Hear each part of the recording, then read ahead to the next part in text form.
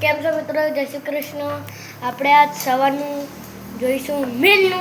તો ચાલો જો ગાઈસ, આ મારી મમ્મી રોટલી કરે છે, આ મારા પપ્પા ટિફિન ભરે છે, આપણું કચુંબર કાચી કરીને ડુંગળીનું ને આપણું આ છોલે ચણાનું શાક,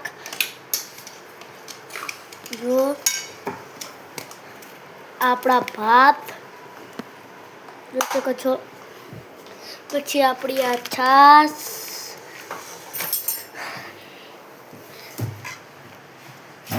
આપણી આ દાળ અને આપણે એક ટિફિન ભરાઈ ગયું છે.